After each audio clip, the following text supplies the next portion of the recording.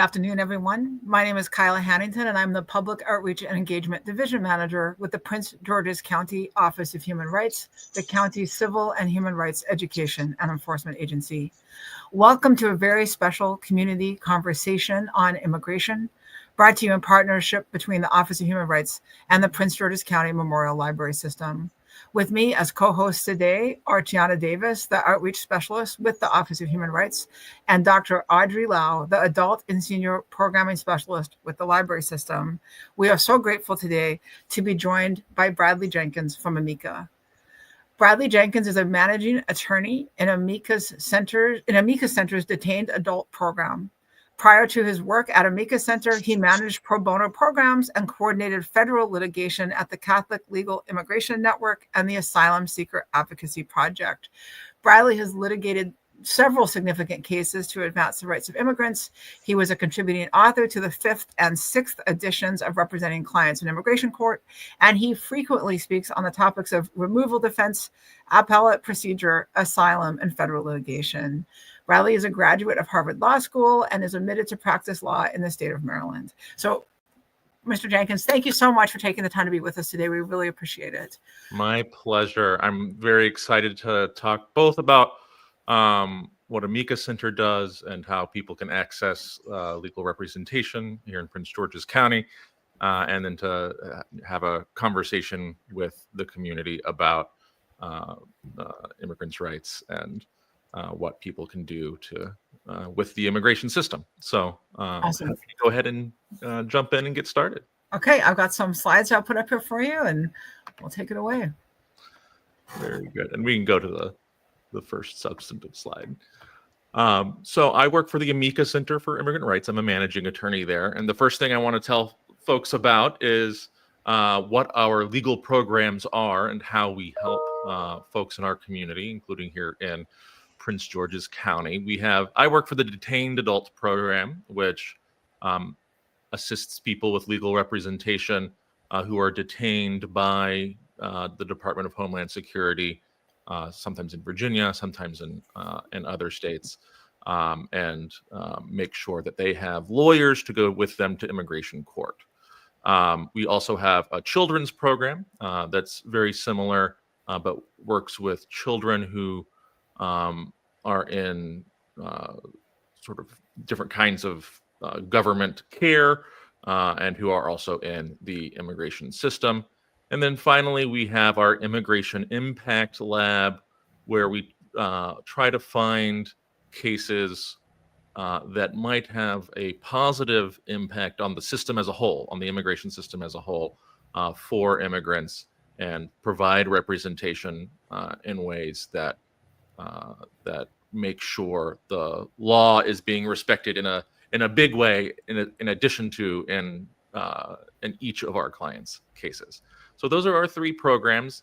We can probably go ahead and go to the next slide. I do want to talk a little bit about our partnership with Prince George's County in particular. Prince George's County has been one of our, and county government have been one of our really stellar partners all the way back to 2017, where the county government was really an early adopter in the idea that state and county officials have a role to play in making sure that their immigrant constituents have access to legal counsel and an ability to effectively navigate the immigration system.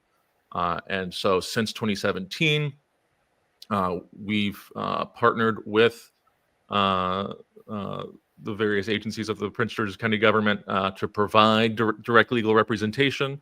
Just last year, we represented 52 county residents. And of course, all of those individuals have families, right? So these are parents of children and spouses. And they themselves have most often been here in Prince George's County for many, many years. And so and are still in need of some immigration services to navigate what really is a complicated system. So we really value our partnership and really love to have this opportunity to provide services to folks in this county. And I think we can go to the next slide. I just wanted to talk about some of these recent victories and show some of what some of the work that we've done. I can't, of course, share too much about people's individual cases, but these are examples of 3 cases that were recently won for people. That someone from Venezuela who was a political activist and needed asylum, and we were able to get an application approved called withholding of removal. We also um, won asylum for a young man from El Salvador who, when he was in school, had been attacked by gangs in his country and needed protection to stay in the United States.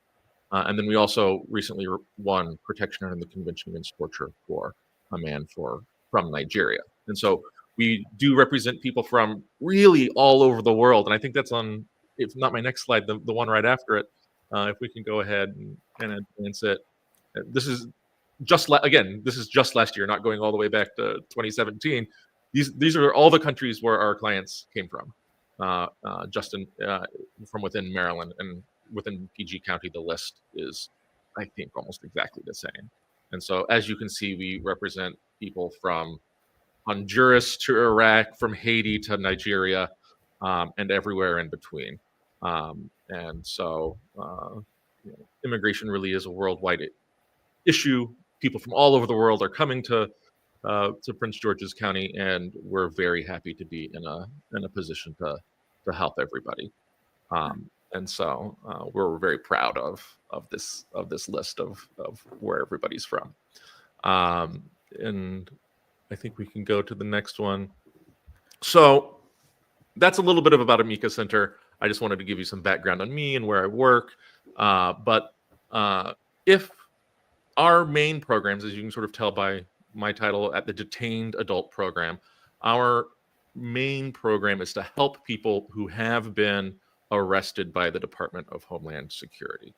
And because of the generosity of Prince George's County and the good public policy here, we are able to offer free legal representation to many Prince George's County residents who are in that situation. One way that we encounter people who need our representation is we do have a variety of client outreach programs. Our staff are in the immigration detention centers in our area every week, and we have programs to make sure that everybody in those facilities gets a legal orientation. And we have at least some conversation with most people in those facilities. And so if we encounter somebody who's a Prince George's County or Maryland resident, we can get their information and consider whether or not we can also, in addition to orienting people in general to this sometimes confusing process, also become their lawyer. And so that's one way that we reach out to people. The other, if we go to the next slide, is we do invite people to reach out to us. And so if you know somebody who has been arrested by the Department of Homeland Security, who's in immigration detention, please do reach out to us. There are 2 phone numbers here on the slide, 202-331-3329. And also 202-331-3320. If our detention hotline is busy, people who are in the detention facilities, that code 1686 is a code to make a free call from detention. So you can make, so people in the detention facilities can also reach us. And we also have a web form on our website, amicacenter.org/get-help. Where you can fill out a form, and our intake specialists will be able to speak to you about your loved one who might have been detained. So, like I said, we're my organization, Amica Center, really specializes in and are really the only organization that helps detained people. But there are people who need immigration legal services who aren't detained. So if we can go to the next slide, this is probably the most common kind of question I get is sort of how do I find a good lawyer? You know, it can be a sort of bewildering uh, task to try to confront. And so these are the 4 sources I recommend if you feel like you need immigration legal services and you or your loved one is not detained. Really and truly, if you or your loved one is detained, call us. And that was the previous slide. But if you just feel like you need some immigration legal advice, which these days is a lot of people, these are the free and paid sources for legal representation. First, each immigration court has its own list of pro bono providers, and pro bono means free. And we have the link here to the immigration court's Maryland list of free legal services providers.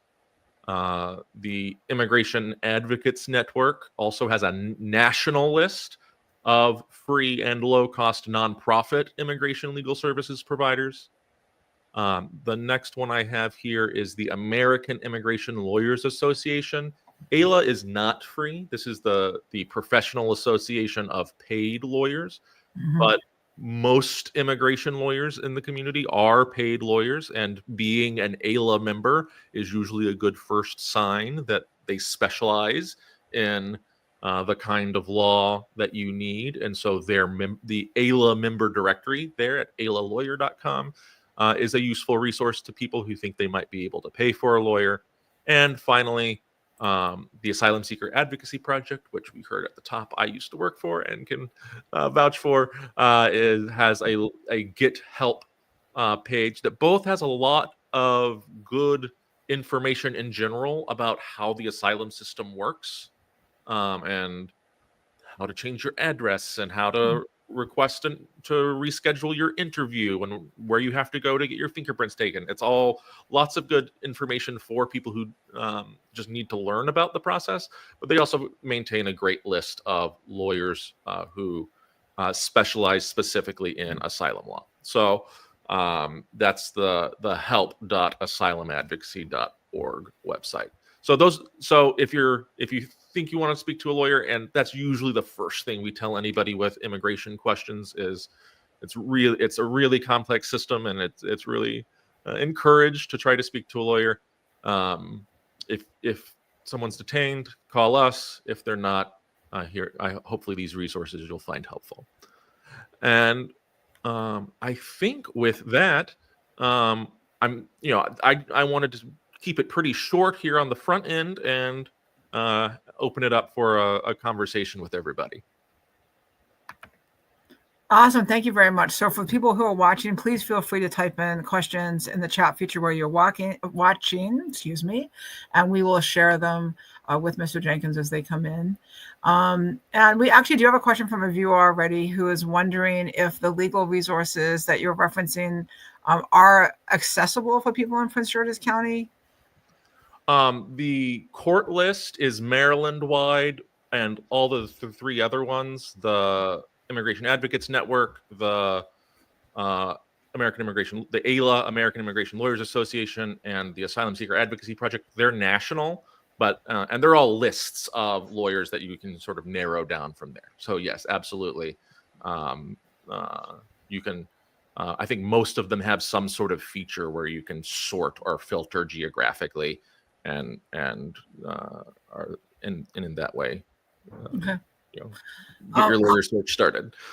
This has been great, and I think the resources were really good. And I apologize because this may have happened, but I just want to say out loud some of these numbers, like the Amica Center. So I'm just going to say this out loud. We have this on the screen, and so for those of you, if you're watching or listening at home, and maybe you weren't able to see the screen, I want to make sure that you know that you can contact the Amica Center for Immigrant Rights by going to https // and then the URL is Amica Center, all one word, .org.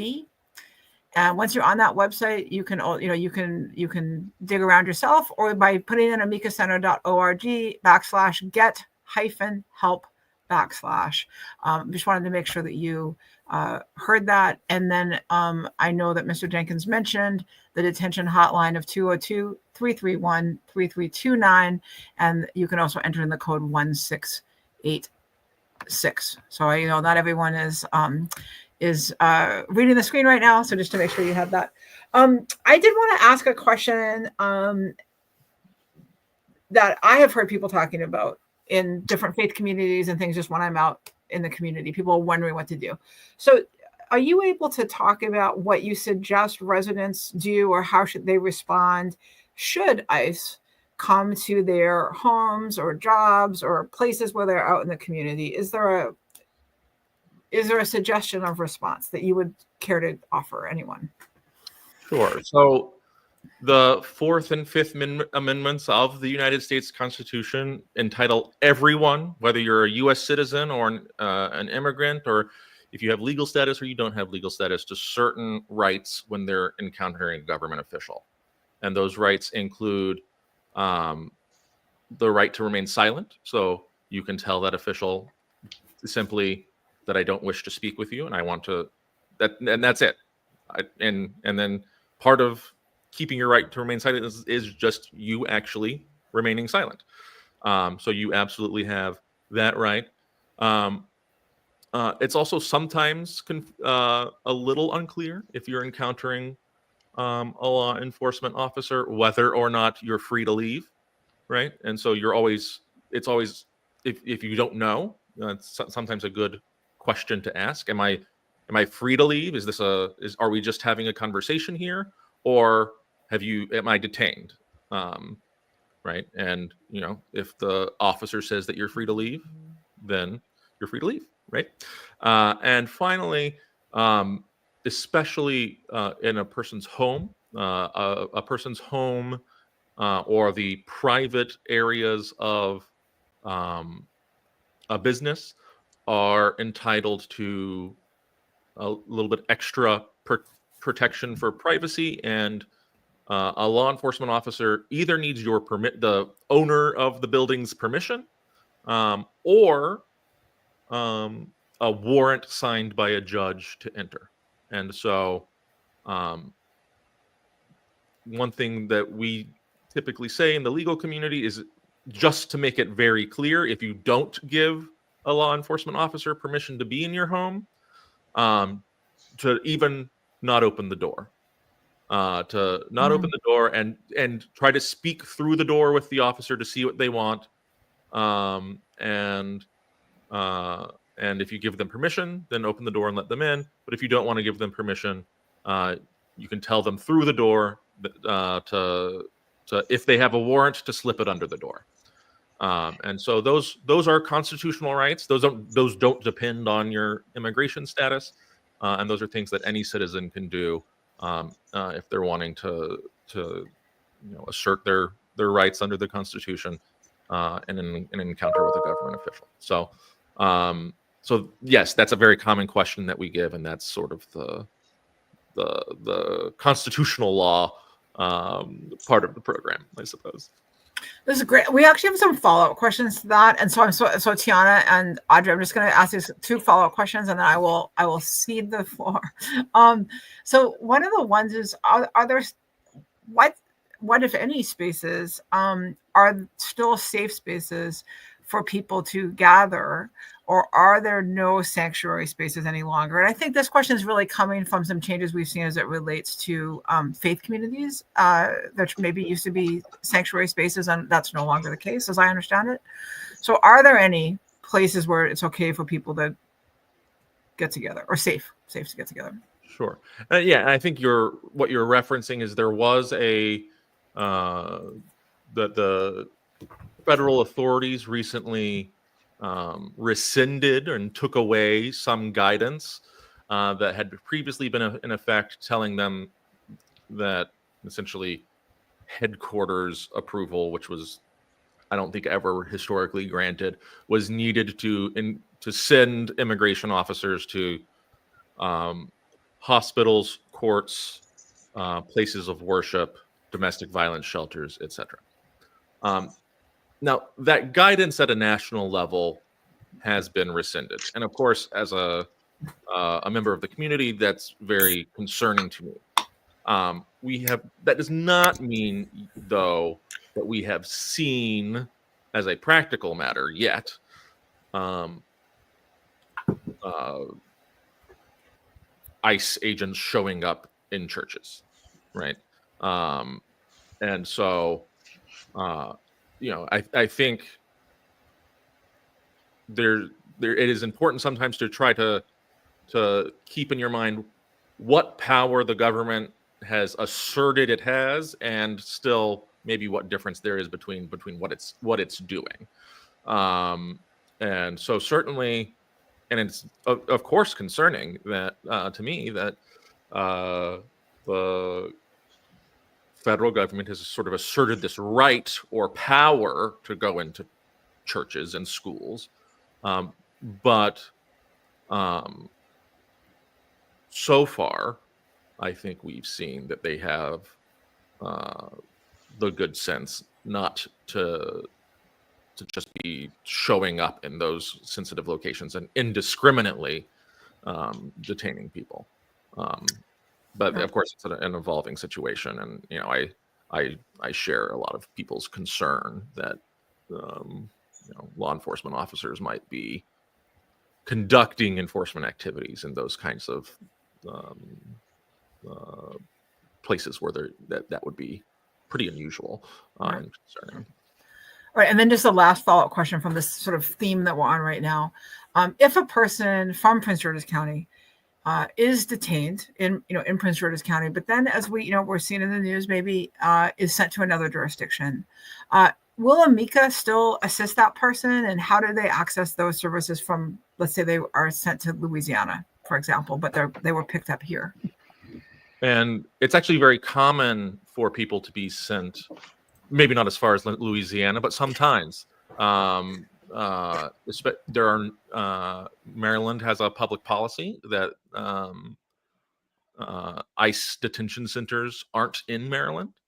And so anyone who's arrested in Maryland is typically sent to another state. Most often that's Virginia or Pennsylvania. So people are relatively close, but it's still very much a hardship to have your loved one even that far away. But Amica Center is dedicated to representing Marylanders and Prince George's County residents wherever they are detained. We have clients in Massachusetts and Georgia and Washington State and Texas, right? And so that code we shared, that I think it was 1686. That's the code that code is programmed in, not just into the local facilities, but a person who is detained can call us from detention wherever they are, and their family members can reach out to us, and we will make arrangements to have a consultation with them remotely, and determine whether we can provide a lawyer. So yes, there are a lot of bad results from ICE sending people, especially when they send people so far away. But we have adapted to that and are ready to help, even in the face of that reality. Your website, amicacenter.org, it mentions the National Qualified Representative Program, which offers legal representation for individuals with mental health issues or developmental disabilities. And that's a group that I think goes pretty much unmentioned in talk of immigration. And I know even US citizens with disabilities struggle to get support. So what sort of support do people with these disabilities need, and how do you guys help? What services do you offer? Sure, we do have a specific program for people whose mental health condition prevents them from, fairly um, participating in the immigration court process. So um, we do participate in that National Qualified Representative Program, and then for people, um, regardless of which particular sub program at our organization they participate in, we do have a social services staff that works with folks to create post-release plans and transition into the community successfully, and to identify mental health support as their if we win their case or win their release from ICE detention, that we do have social workers who are there to help provide support in that time, mental health support in that time of transition as well. Okay. And you also mentioned the children's program. Mhm. Um, how often are children separated from their parents or caregivers? And like, what's the average amount of time that they are separated from their adults during these processes? Um,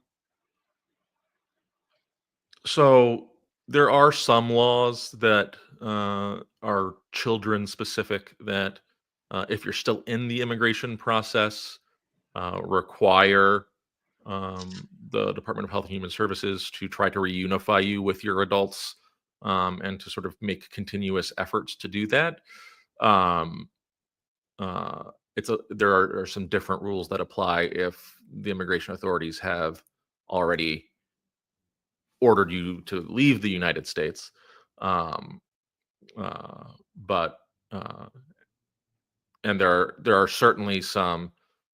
There's also some. I want to note in response to your question that there are some immigration statuses that are children specific, and so if you have loved ones or family members who are under 18, or even under here in Maryland under the age of 21, who need immigration help, it might be time sensitive for you to seek out that legal advice, because there are certain applications you can only make when you're either under 18 or under 21. So if do you have any um, uh, children or minors in your life uh, who need help with their immigration status, um, uh, do seek out some legal assistance.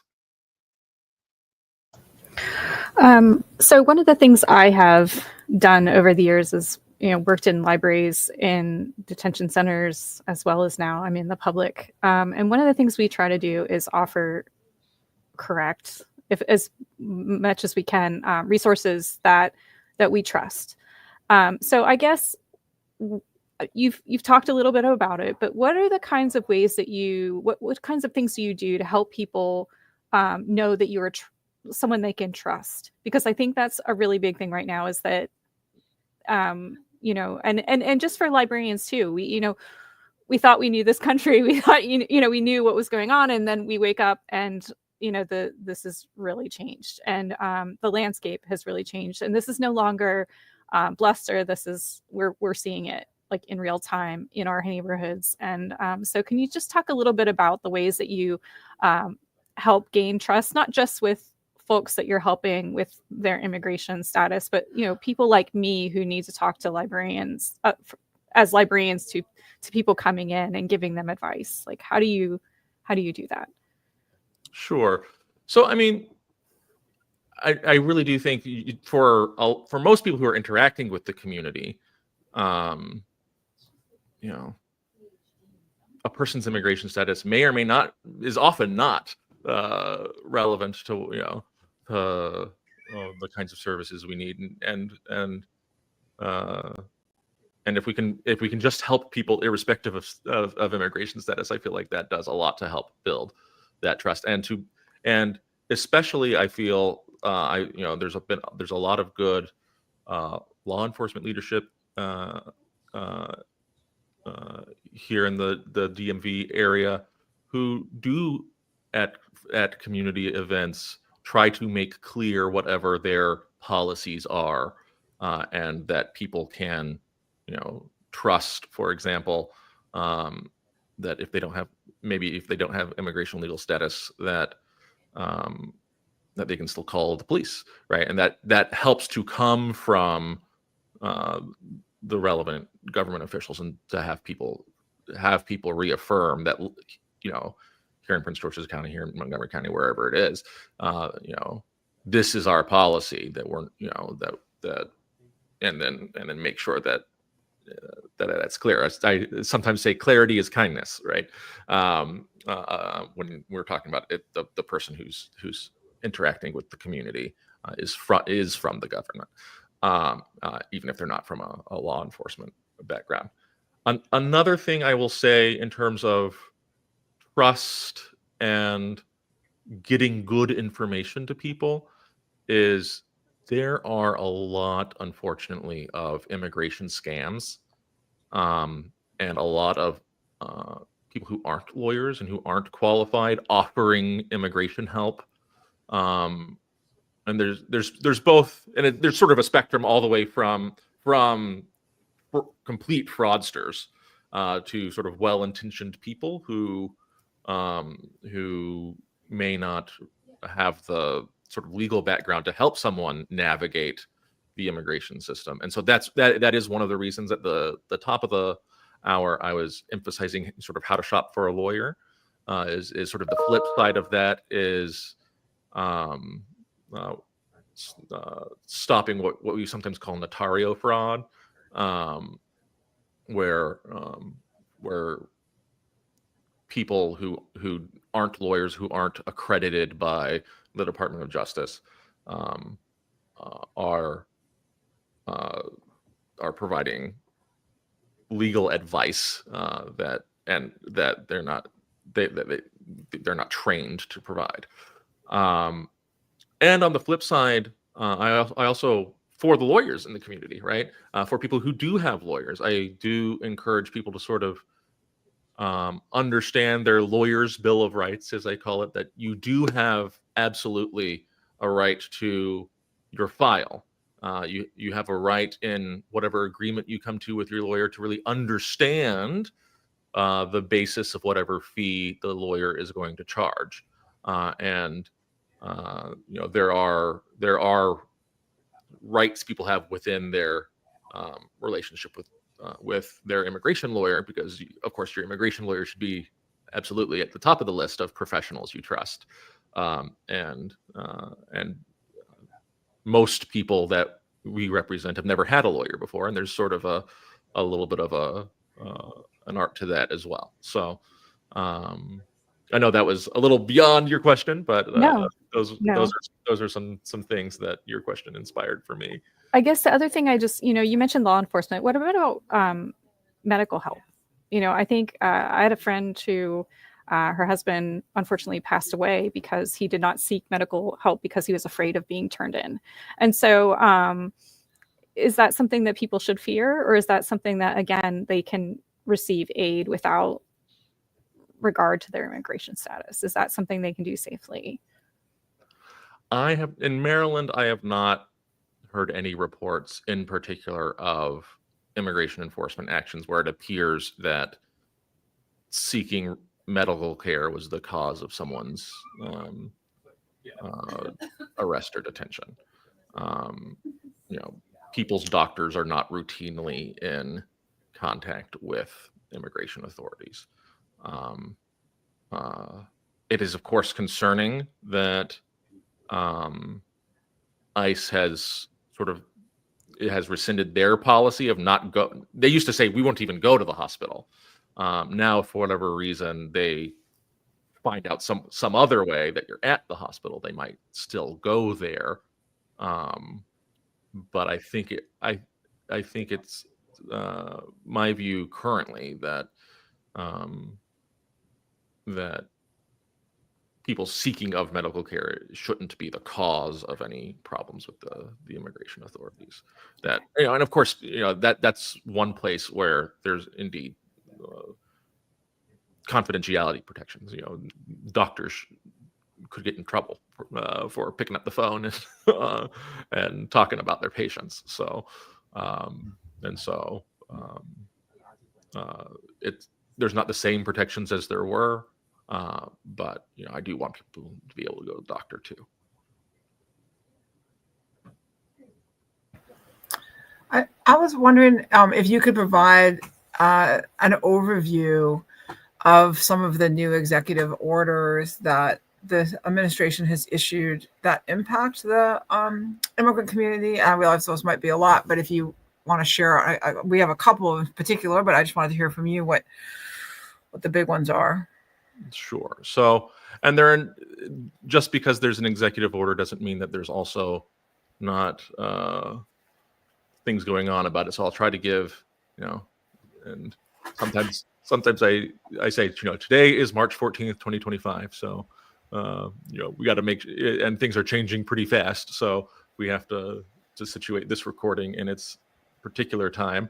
But for example, the administration issued an executive order which tried to limit citizenship to people who are born in the United States. That's one of our questions. Yeah.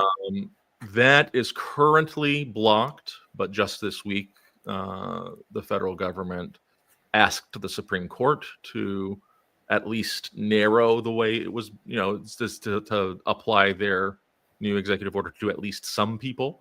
And that request is currently pending, but currently the rule is still, if you were born in the United States, you were a citizen of the United States. There have been, I think we've discussed the sensitive locations memo, which was significant. There have been a variety. There have been the cancellation of certain temporary programs to give people temporary immigration status, so that they're not going to be able to extend that status. There were people who there's an immigration status called parole, and there were a lot of people who got parole into the country, and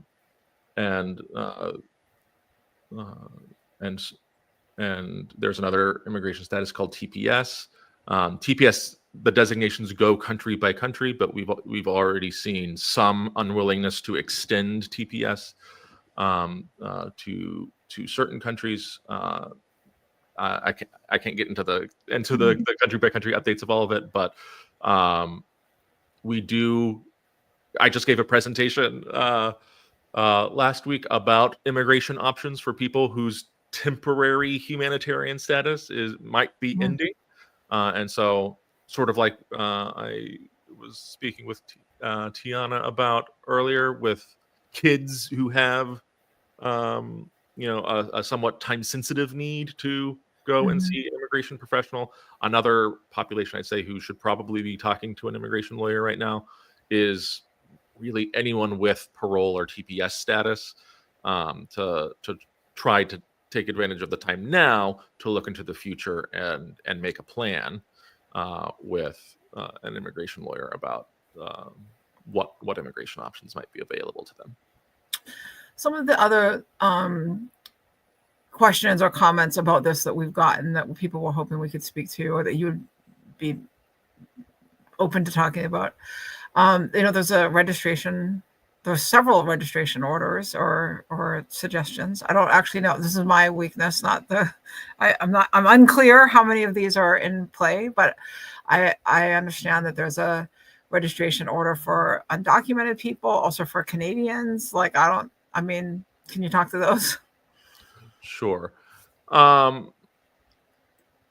think I'll leave it at sort of two things with that. One is many people are sort of automatically registered by virtue of their interaction with the immigration system. So,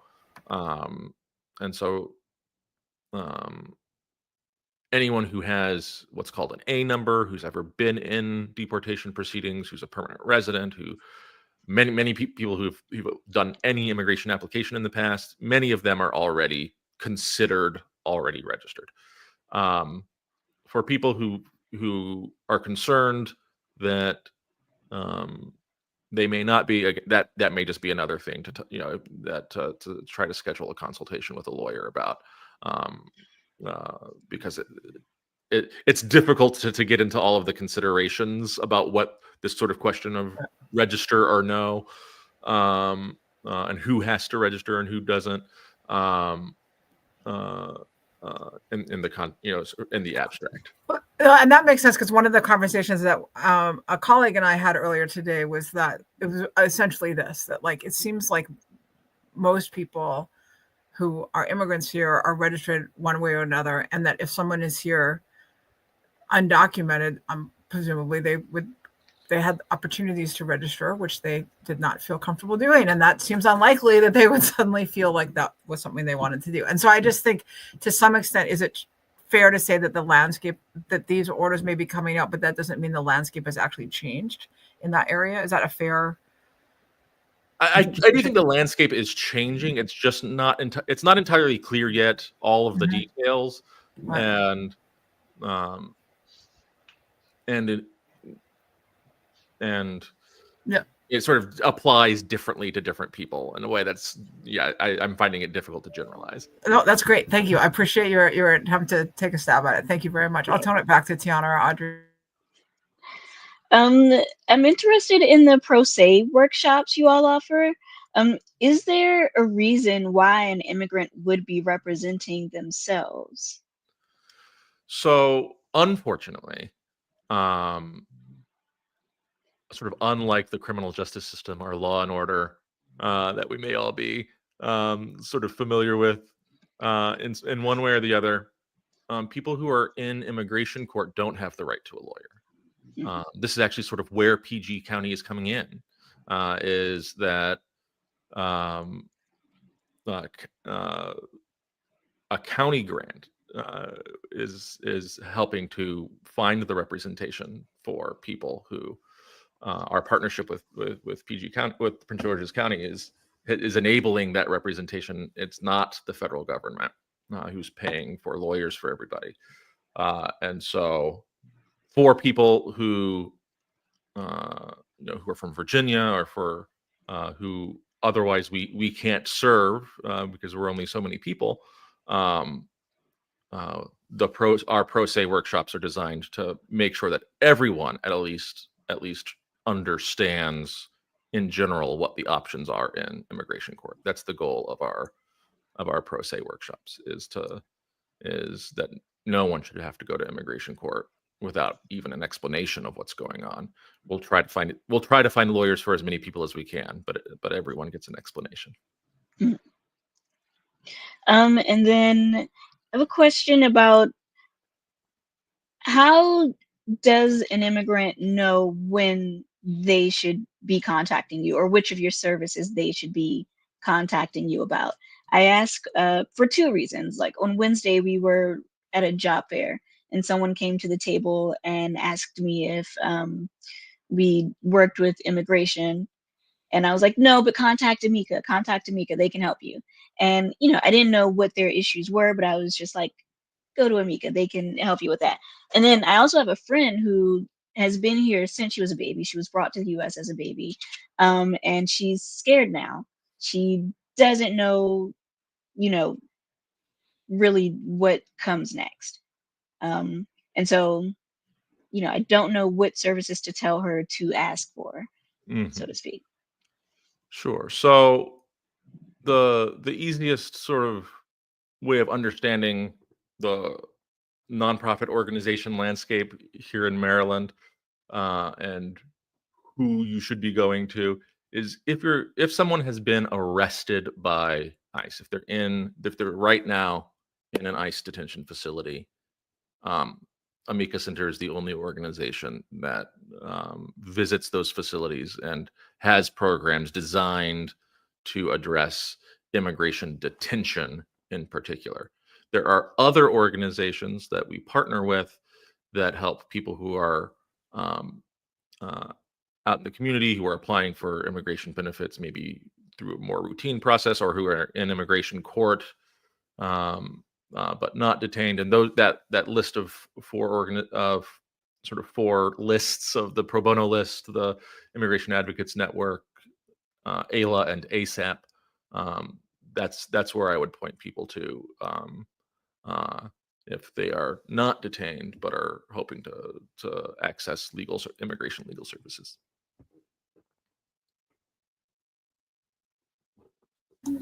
I guess I will take this question from a viewer. I'll put it up here. Are there other jurisdictions in the state of Maryland that have the same program as Prince George's County that you mentioned? There is a grant from the Maryland Legal Services Corporation that also provides legal representation to people needing immigration legal services throughout Maryland, and that the Prince George's County grant helps to supplement that and helps us have a special focus here in the county. I guess one of the questions I have as just a regular person who lives here is we see all this stuff going on. We don't really know what to do. We want to help. Are there organizations that we can donate time, energy, money, anything to help these services, whether it be in Prince George's County or elsewhere in Maryland or the country? Are there ways that we can help, not just calling senators that already vote the right way? And, what are some of the things that we can do to help you do what you do? Sure. So we do have volunteers. If you go to amicacenter.org, there are links to how to volunteer and sign up for our volunteer program. It's really important because of for example, because of the way in which people are detained in various parts of the country, that we have volunteers staffing our detention line so that people can call us. And if you know another language, for the detention line, you don't necessarily need to know another language. And there will be volunteer opportunities for people who maybe don't speak another language. But if you do speak another language, there are obviously also opportunities for volunteer translation and interpretation. And so we do have at Amica Center a robust volunteer program where people can jump right in and help. And of course, if there are any lawyers listening, we also have a great pro bono program. And these are some of the, if you're a lawyer, you don't have to be an immigration lawyer. I just got off the phone earlier today with some pro bono attorneys who won asylum for their client and who I had been mentoring. None of them were immigration lawyers, but we were able to assist. So on the volunteering side, we've got lots of opportunities for people of all stripes. And then, of course, amicacenter.org, any donations we will also use to help our programs to represent people. Every dollar helps us represent another person who and give them a chance to get immigration status. Wow. Oh, go ahead. The only other thing I was going to ask is, I know that we have some really great reps and senators from our state, but are there people that we can be writing to and lobbying ourselves on behalf of your organization and other people that do the work that you do? Are there certain things that we need to, maybe bills and things that we need to be aware of coming down the pipe? I mean, I know that right now everything is just executive order after executive order, but are we looking at any major legislation coming through anytime in the near future, either on a federal or state level? Yeah, I mean, the Congress is considering a really, it's by the week, different legislative proposals. I will say, I think I can say, just call your representatives, even if in your view they're friendly, they still need to hear from you on issues that you care about. But I think I'll leave the congressional stuff there for the time being. There's kind of two questions that I think I just might combine into one, which is, lot of people are currently experiencing fear, elevated levels of fear. And I'm wondering maybe like what protections or words of comfort or words of action people can use to help combat that fear. And I'm combining this with this question of like, as an attorney, how are you advising people to kind of live into and through this moment? And to me, they seem like they may go in the same place. So can you speak to those? Sure.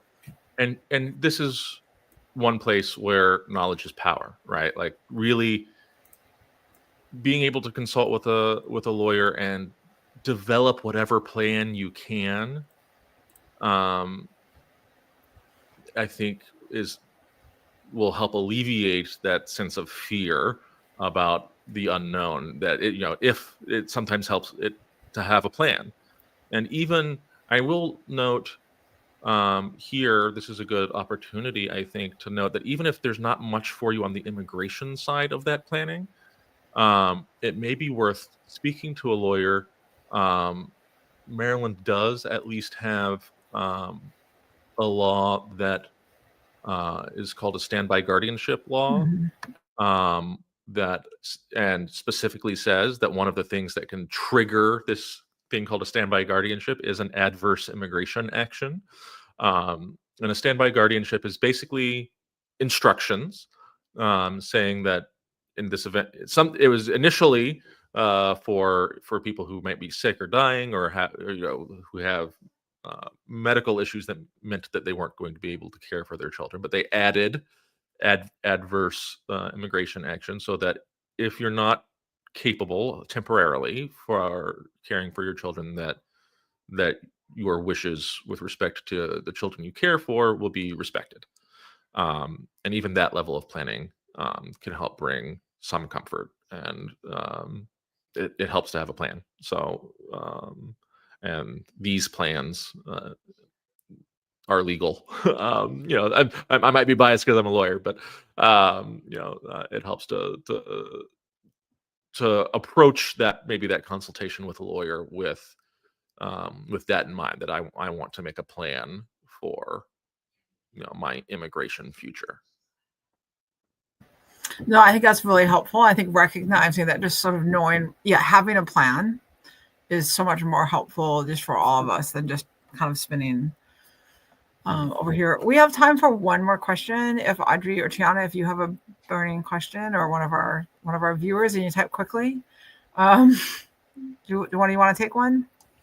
I'm just going to say, do we discuss with the TPS is temporary protective status, I assume, or no? Yes, I'm sorry. I sometimes we fall into our trap of using all of the lingo and acronyms. Yes, if I had mentioned TPS, that's temporary protected status. That's a status that's available nationality by nationality when the federal government declares that there's a humanitarian situation in a specific country, such that we shouldn't be sending people back to that situation who are already here.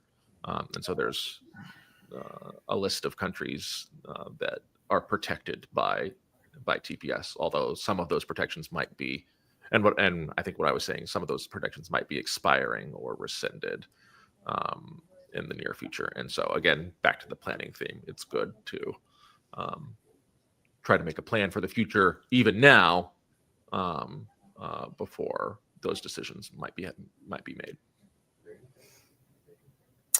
I think that's all I had, Kyla, unless you want to. Okay.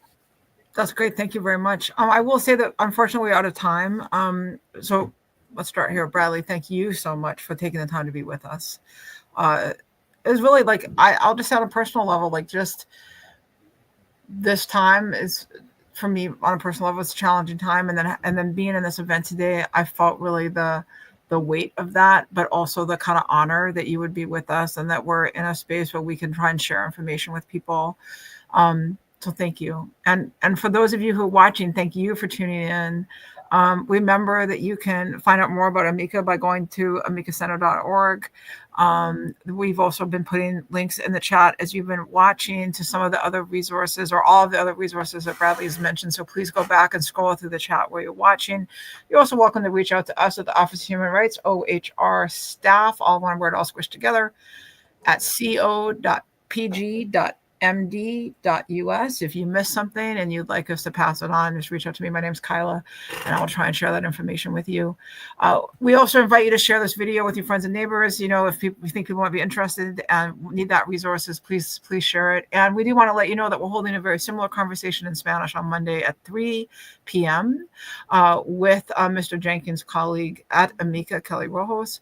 So please spread the word about that. You can find that by, we're going to share it on our social, but you can also go to the library's YouTube, go to YouTube at PGC MLS and look for their upcoming videos. It is for 3 o'clock on Monday. You can watch it live, and we invite you to spread word about that as well.